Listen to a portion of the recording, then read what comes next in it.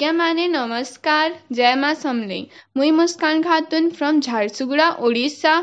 आजिर मोर वीडियोर टॉपिक हेउची संबलपुरी दिन। संबलपुरी दिन व्हाट्सएप फेसबुक रे एटा सभे देखुथिबो सभे सुनुथिबो आ मने मने गोटे प्रश्न उठिथिबो जे संबलपुरी दिनटा आमे काई थिरो लागि मनाउछु।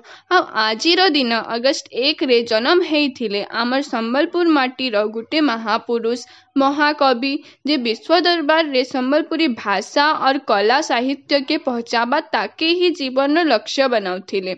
से आउ केही नुहे से आम समस्तंक गुरु सत्यनारायण बहिदर जहाँकर लागी पश्चिमांचल उत्सव मनाउछे।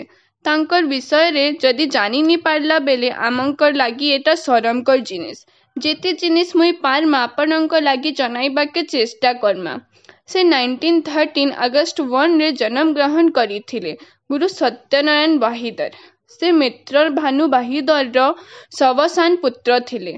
से संबलपुर रे तांकर प्राथमिक पाठ सरेई 1930 रु जिला स्कूल रे मैट्रिक पास करिथिले। तांको पैसार अभाव लागी से कॉलेज रे नाही पढ़ी करी 1936 रे बरगढ़ रो जज स्कूल रे तृतीय शिक्षक भावे जुक्ति देथिले। 1946 रे तांकर चाकरी जीवन शेष करिथिले। तांको भारे संबलपुरी भाषा की आके नेबा मुड़ी धरिथिबा अनेक गुरुजन कहिसन। से बाटे बाटे जहा के देखिले सबुकु संबलपुरी लिख संबलपुरी पिंध और संबलपुरी कह बोली चेताई देउथिले।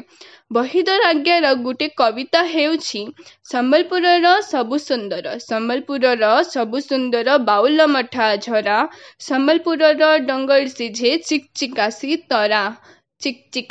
तरा। बहिदर आज्ञा जे बाटे देखाउछन से बाटे आमर को जीवार अछि। आमर कला आमर संस्कृति आमर नाच के आगे नेबार लागी आमर युवा पीढ़ी के आइबार अछि। जदि आपनंको मोर वीडियो पसंद आइछि जे तेबे मोर वीडियो के लाइक करि दियो और मोर चैनल के सब्सक्राइब कर दियो। धन्यवाद। जय मां समलेई।